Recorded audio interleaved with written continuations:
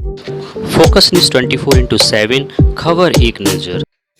अमूल्य क्यों क्यों इसलिए कि भगवान की कथा स्वर्ग में भी नहीं होती, साकेत में भी नहीं होती, गोलोक में भी नहीं होती, ब्रह्मलोक में भी नहीं होती, अखिल ब्रह्मांड में तीनों लोक 14 भुवन में भगवान की कथा कहीं होती है तो केवल मृत्युलोक में ही हुआ करती है, केवल मृत्युलोक में हुआ करती है।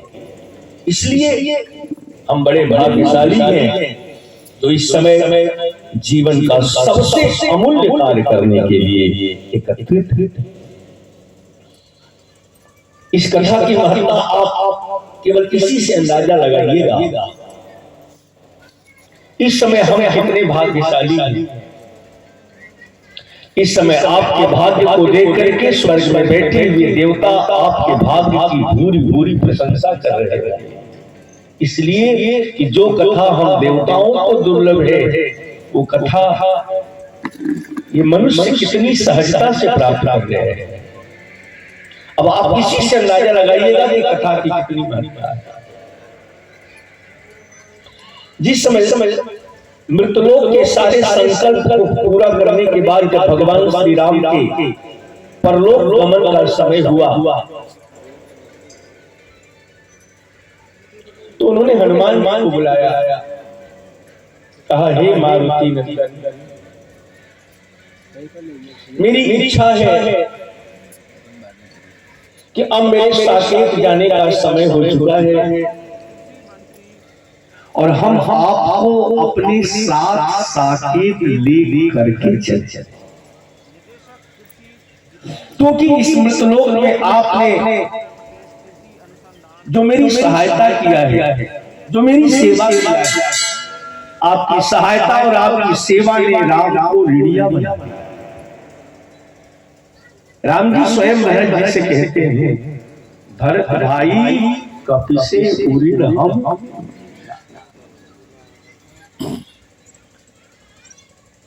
संसार का कोई व्यक्ति ऋणी हो बात समझ में आती है, लेकिन संसार बनाने वाला परमात्मा ऋणी हो जाए ये तो किसी आश्चर्य किसी दुर्लभ से कम नहीं।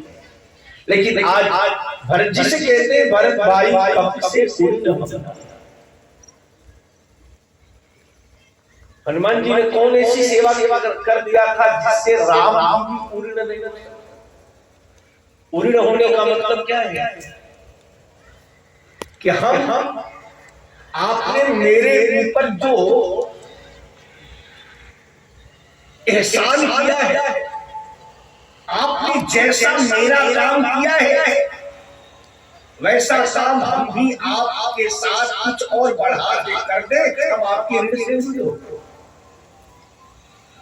लेकिन जो काम हनुमान जी ने किया था वो काम राम जी जीवन भर में भी नहीं कर सकते। क्या ऐसा दुर्लभ कार्य किया हनुमान जी ने? कहा राम जी की पत्नी चुराई गई, हनुमान जी पता लगा के समाचार दिए, लड़ाई के बाद सीता जी पुनः वापस। अब वैसा एहसान राम जी हनुमान जी के साथ कैसे कर सकते हैं? इनकी पत्नी कभी चुराई जा सकती है? हनुमान जी जिनका विवाह ही नहीं हुआ है, पत्नी चुराने का सवाल नहीं है। और जब पत्नी नहीं चुराई जाएगी तो जो एहसान हनुमान जी ने किया है वो एहसान कैसे राम जी चुरा सकते हैं? इसलिए एक बात मैं आपको और बता दूं, आपके जीवन में कोई व्यक्ति यदि आपके मुसीबत में काम आया है तो आप जीवन में कभी कृतज्ञता मत कीजिएगा, क्योंकि आप बड़े से बड़ा पाप कर लीजिए, गाय का पूंछ पकड़ के बेहतर भी पार हो सकते हैं, पर कृतज्ञों की कभी निष्कृति नहीं होती है। कृतज्ञ नहीं बनी सकती। आप कृतज्ञता जरूर ज्ञापित करें अवसर मिलने के बाद। इसलिए राम जी ने कहा, हनुमान जी मेरी इच्छा है कि मैं आपको अपने साथ साकेत लेके चलूं। हनुमान जी कहे, मेरा अहोभाग्य है भगवान, हम आपके साथ साकेत चलेंगे। भगवान के साथ जो भी साकेत जाने को तैयार है, अयोध्या के लोग, आसपास के लोग, सभी लोग भगवान के परलोक गमन के समय अयोध्या सरयू के किनारे आए, विमान में बैठे। यहाँ तक कि हनुमान जी भी बैठ गए, श्री राम भी बैठ गए। अब विमान धरती छोड़ने वाला, और जैसे ही विमान को राम जी अब आदेश देना चाह रहे हैं, विमान अब तुम धरती छोड़ो, तब तक हनुमान जी ने कहा, भगवान मेरे प्रभु, हे मेरे हृदय आराध्य, अभी आप विमान को उड़ने का आदेश मत दीजिए।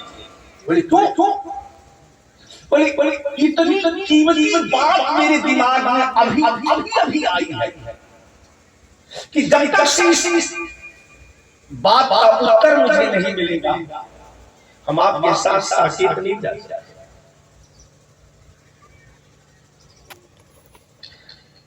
अन्य लोगों ने कहा, भगवान के साथ साकेत जाने से भी कीमती कोई प्रश्न हो सकता है क्या? हनुमान जी ने कहा, हाँ है ना।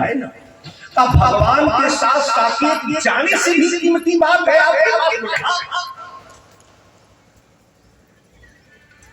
राम जी ने कहा, हनुमान पूछो क्या बात, मेरे साथ साकेत चलने से भी कीमती यदि प्रश्न तुम्हारे मन में आ गया है तो पूछो।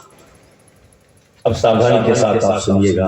क्या हनुमान जी, आप प्रभु, जब आप हमको अपने साथ लेके साकेत चलेंगे तो साकेत में जाने के बाद वहां आपकी हमको कथा सुनने को मिलेगी ना। इतना सुनते ही जैसे लगा कि विमान में सन्नाटा छा गया। राम जी तो ऐसे ही गंभीर है, राम जी तो ऐसे ही गंभीर है, पर हनुमान जी के इस प्रश्न ने राम जी को और हनुमान जी के इस प्रश्न को सुनने के बाद राम जी कहते हैं, हनुमान इस तुमने कैसा प्रश्न किया? वहां तुमको कथा सुनने को मिलेगी कि नहीं? और जिस साकेत में दुनिया की सारी चीजें मिलेंगी, यहां तक कि हम खुद मिलेंगे, लेकिन हनुमान वहां तुमको कथा सुनाने वाला कोई नहीं मिलेगा। हनुमान जी ने कहा, प्रभु अच्छा हुआ कि विमान उड़ान, यदि विमान उड़ान भर दिया होता और अंतरिक्ष की यात्रा पर चला गया होता और वहां भी जब मुझको ये पता चलता कि साकेत में सब कुछ मिलेगा लेकिन आपकी कथा सुनाने वाला यदि कोई नहीं मिलेगा, तो प्रभु अंतरिक्ष में जाने के बाद भी मैं विमान छोड़ देता। इसलिए ये हनुमान दुनिया में सब कुछ के बगैर रह सकता है, लेकिन हनुमान जो है राम कथा के बगैर जीवित रहने वाला। राम कथा सुनिबे को रसिया, राम रसायन तुम्हारे पासा। हनुमान जी के जीवन में दो ही अनमोल धरोहर है, एक भगवान का नाम और दूसरा भगवान की कथा। सोचिए, जो कथा देवताओं को दुर्लभ है, वो कथा आपके मिट्टी के हम कहेंगे सुगंध, जिसके अंतःकरण में ये प्रेरणा बनी कि राम कथा होनी चाहिए। छत्री बाहुल्य गांव और इतने बड़े गांव में राम कथा न हो, उस यार को यार कहें हम क्या, जिस यार में प्यार प्रथाई न हो, उस प्रेम को प्रेम कहें हम क्या, जिस प्रेम में प्रेम मथाही न हो, और उस गाँव को गाँव कहे हम क्या, जिस गाँव में राम कथाई न हो, उस गाँव को गाँव। जिस समय हमारा देश आजाद नहीं हुआ था 1947 से पहले कुछ चुनिंदा लोगों ने बैठक किया, जिसमें बाल गंगाधर तिलक, पंडित मदन मोहन मालवीय जैसे दिव्य लोग उस बैठक में उपस्थित थे। और उस बैठक का उद्देश्य यही था, इतने वर्षों से भारत स्वतंत्र है, हम लोग प्रयास कर रहे हैं भारत स्वतंत्र हो। जब भारत स्वतंत्र होगा तो हम भारत में राम राज्य की स्थापना करेंगे। सरदार वल्लभ भाई पटेल ने पूछा ये संभव कैसे है बाल गंगाधर तिलक जी? तो उन्होंने कहा एक छोटा सा सूत्र। कहा क्या? बोले सूत्र यही है, राम राज्य का सूत्रपात कैसे होगा? उन्होंने मंत्र दिया, ग्रामे ग्रामे सभा कार्या। हर गांव में एक सभा था, छोटी छोटी सभा का आयोजन होगा। अच्छा, बोले उस सभा में होगा क्या? बोले ग्रामे ग्रामे सभा कार्या, और सभा में ग्रामे ग्रामे कथा सुधा, उस गांव में कथा का आयोजन किया जाएगा। और उस कथा से ही धीरे धीरे धीरे धीरे गांव का समाज का वातावरण बदलेगा और हम लोग धीरे धीरे राम राज्य की ओर बढ़ेंगे। परिवार में सामंजस्य बनाने, गांव में सामंजस्य बनाने के लिए राम कथा बहुत बड़ा ब्रह्मास्त्र है। आज व्यक्ति दो चीजों से ज्यादा प्रभावित है, दो चीज। एक तो अपने घर का तनाव, हर व्यक्ति अपने घर के तनाव से है, और दूसरा हर 5 वर्ष में आने वाला चुनाव, चाहे प्रधानी का हो, चाहे विधायक का हो, चाहे लोकसभा का हो। जब गांव में चुनाव आता है तो गांव का प्रत्येक घर करीब करीब बिखरने जैसा। मैं आपसे पूछना चाहता हूं, जो तनाव और चुनाव गांव के प्रत्येक घर को अलग करता है, अब एक साथ बैठने का भगवान की कथा के अलावा दूसरा कौन? सत्संग के अलावा दूसरा कौन ऐसा उपाय है जो सभी को एक बैनर और एक मैनर के नीचे किया? इसलिए साहब साल में एक बार होली दीपावली दशहरा की तरह हमें ये राम कथा का आयोजन भी करते रहना चाहिए, ताकि हम चुनाव और तनाव से मुक्त होकर के भगवान के कथा की छांव में बैठ करके अपने चिंतन को ऊर्ध्वगामी बनाने का यथासंभव प्रयास करते रहे। इसलिए आइए हम उस कथा की मंगल यात्रा में अग्रसर हो। उसके पहले 2 क्षण हरि नाम संकीर्तन का आश्रय ग्रहण करें, फिर देखते हैं भगवान किस दिशा की ओर लेके चलते। सभी लोग ताली बजाते हुए हरि नाम संकीर्तन का आश्रय ग्रहण करेंगे। संकीर्तन पॉइंट दबाइए, अमुक लोग का निदान, ये पॉइंट दबाइए, अमुक लोग का निदान, ये पॉइंट दबाइए, अमुक का निदान। हमारे यहाँ कहते हैं अलग अलग रोगों को दूर करने के लिए अलग अलग पॉइंटों को दबाने की आवश्यकता नहीं है। आइए हम अपने घर में, अपने मंडप में भगवान की आरती के बहाने, भगवान के भोग के बहाने, भगवान के संकीर्तन के बहाने 3 मिनट तक केवल आप ताली बजाने की आदत डाल लीजिए, तो 24 घंटे में केवल 3 मिनट ताली बजाने की आदत डाल लेता है, उसके शरीर से 80% रोगों का पलायन हो जाता है। उसके शरीर से 80% रोगों का पलायन करके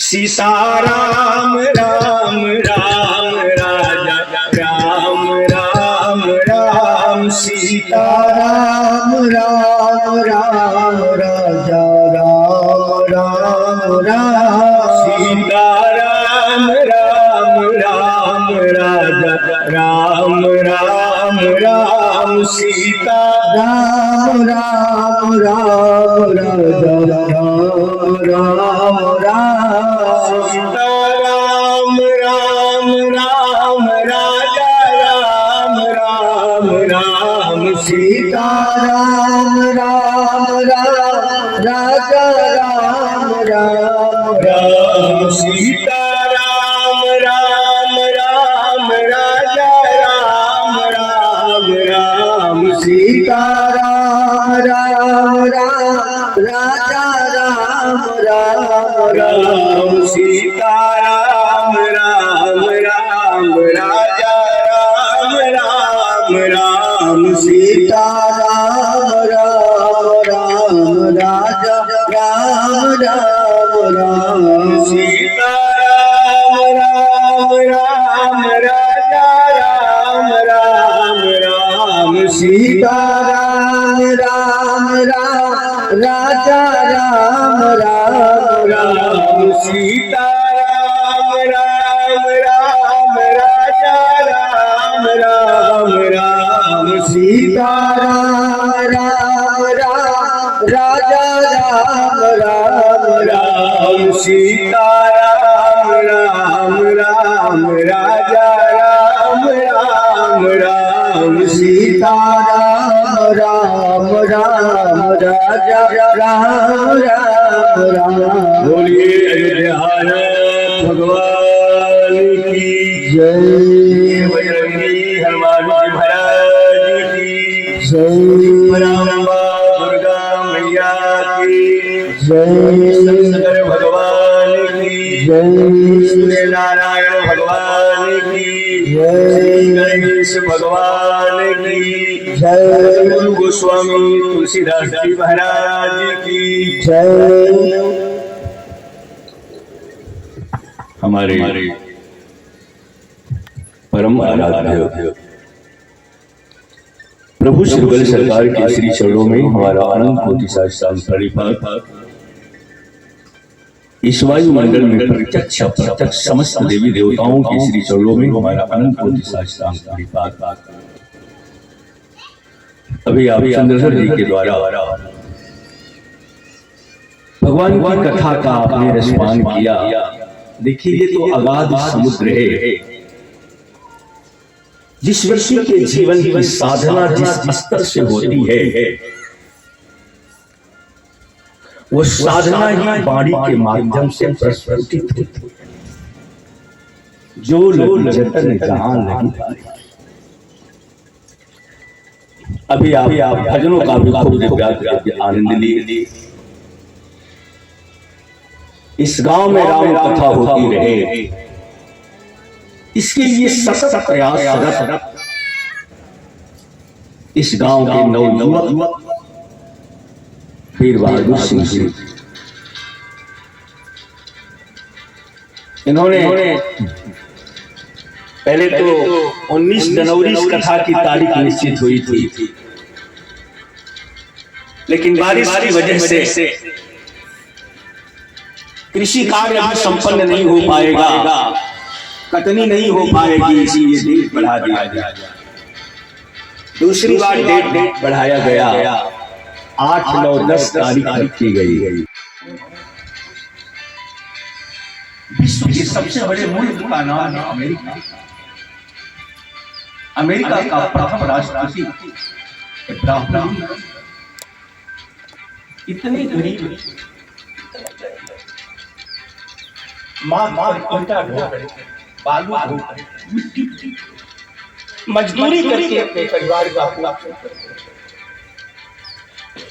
जब सवाल हल करना होता था तो बालू हाथ से बिछा देते थे, उस पर सवाल लिखते थे, साल भर इसके बाद फिर रेत को बराबर करते, फिर दूसरा सवाल इस स्तर से इस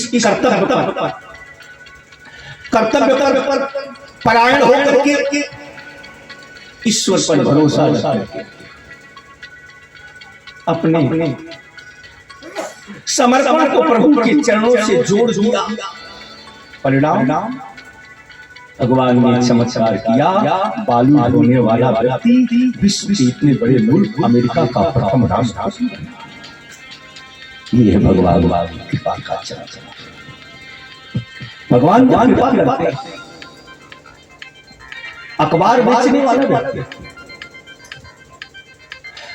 बेचने वाला व्यक्ति अपने पॉकेट में मुसलमान होते हुए भी हनुमान चालीसा रखता था। परिणाम भारत का missile man APJ Abdul Kalam Bharat का राष्ट्रपति बना। ये है भगवान के समर्पण।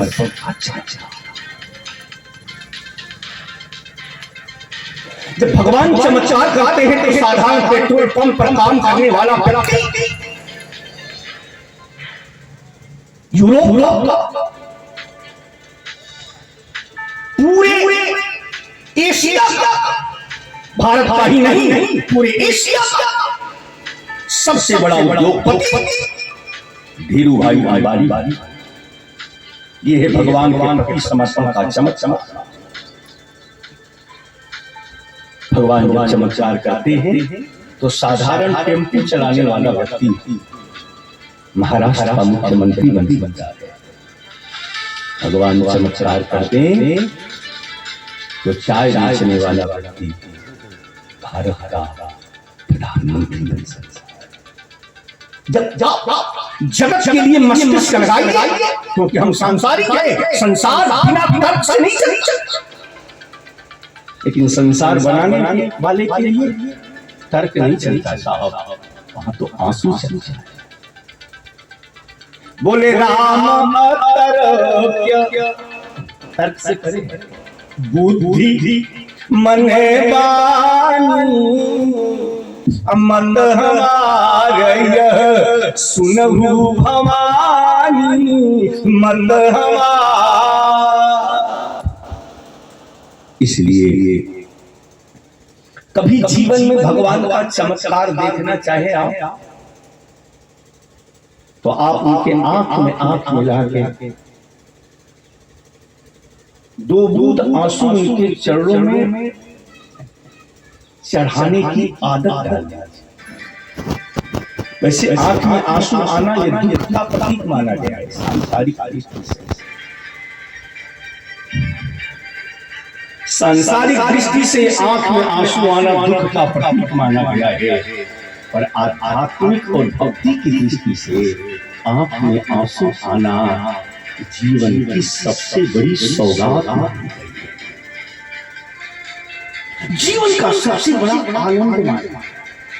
जिस दिन आपकी आंख में भगवान के लिए आंसू निकले, उस दिन को आप डायरी में नोट कीजिए।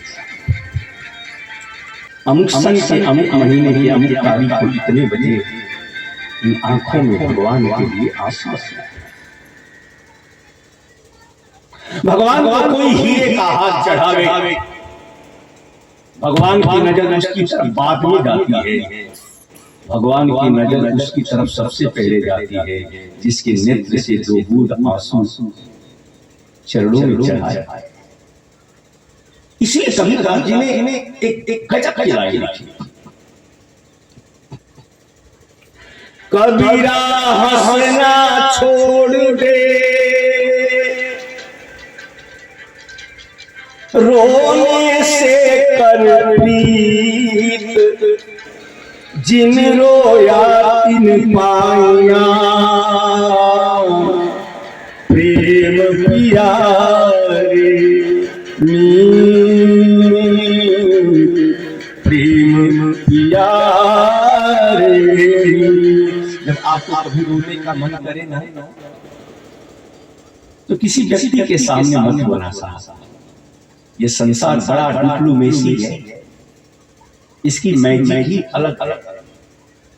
मुंह पर कुछ बोलेगा, पीठ के पीछे कुछ बोलेगा, और आपके आंसू को देख करके 2 मिनट के लिए आश्वासन तो देगा, पर पीछे होने के बाद सुन अठलई है लोग सब बांट लई। इस आंसू का जीवन में कोई कीमत करने वाला है तो सिर्फ मेरा प्रभु है, सिर्फ मेरा परमात्मा है। कुछ बातें ऐसी होती हैं जो सामान्यतया समझ में नहीं आती जब तक से रोजमर्रा की जीवन से जुड़ नहीं जाता। नोबेल पुरस्कार प्राप्त करने वाला बंगाल का वो देदीप्यमान रविंद्रनाथ टैगोर को जिस गीतांजलि पर नोबेल पुरस्कार मिला, उसमें उस व्यक्ति ने गजब की लाइन लिखी,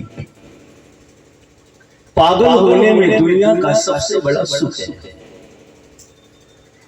अब इस बात को डायरेक्ट आप गले के नीचे ले जाएं तो वैसे ही होगा जैसे समुद्र का अगाध पानी, उसमें से 2 बूंद केवल गले में चला जाए, किसी तरह से भीतर जाता है, नहीं तो लगता है वो बाहर आ जाए। जिस गीतांजलि पर नोबेल पुरस्कार मिला उसमें लाइन है, पागल होने में दुनिया का सबसे बड़ा सुख है। ये बात गले के नीचे उतर रही है क्या? पर थोड़ी सी नजर बदलेंगे तो सब बातें उतर जाएंगी। थोड़ी सी नजर बदल, पागल धीरेन्द्र शास्त्री बागेश्वर धाम के अपने धारा प्रवाह के क्रम में बराबर कहते हैं, अरे पागलों, पागल का मतलब है पानी के बाद जो गल जाए, वैसे गल जाए जैसे नदियां समुद्र में जाती हैं, तो समुद्र में जाने के बाद वो नदी रहती है, समुद्र का रूप धारण करती है। ये है पानी के बाद गलना।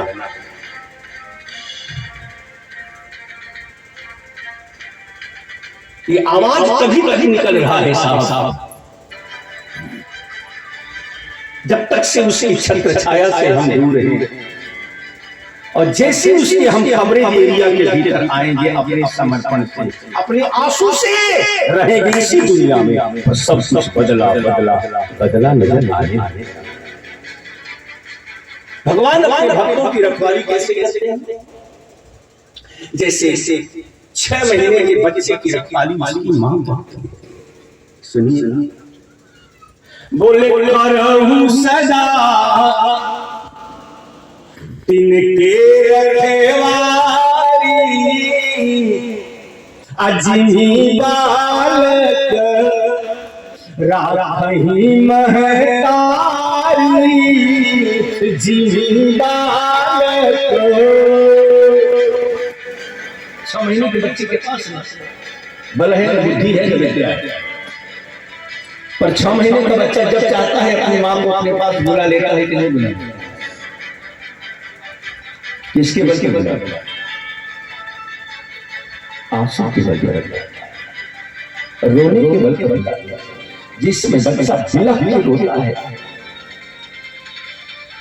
और उस बच्चे के बिलखती हुई आवाज जब मां के कान में जाती है, तो मां चाहे आंगन में हो, मां चाहे कमरे में हो, मां चाहे बरामदे में हो, मां चाहे छत हो, यदि बच्चा बिलख के रो रहा है तो मां वहीं से दौड़ती है और अपने बिलखते हुए बच्चे को उठा के अपने गले से तब तक, अपने हृदय से तब तक लगाए रहती है जब तक से उसकी रुलाई बंद नहीं हो जाए। जब साधारण माँ बाप अपने पुत्र के आंख में आंसू बर्दाश्त नहीं कर सकते हैं, तो जो जगत जगता है, जो जगत जगता है, अपने भक्त के नेत्र में आंसू देख के कैसे बर्दाश्त कर सकते? लेकिन मन में जो कथा के प्रति, धर्म के प्रति, भगवान के प्रति संशय होता है, ये संशय इतना जल्दी दूर नहीं होता है। कब होता है? बोले जब कछु काल करिय सत्संगा, जब कछु काल करिए सत्संगा तब हो ई मन संशय भंगा। एक आदमी था, हम बहुत दिनों से राम राम राम राम राम राम कर रहे हैं, पर महाराज जो लाभ होना चाहिए समझ में नहीं आ रहा। क्यों क्या क्या इतने दिन हो गए राम राम करते हुए, सीताराम करते, लाभ समझ में नहीं आ रहा।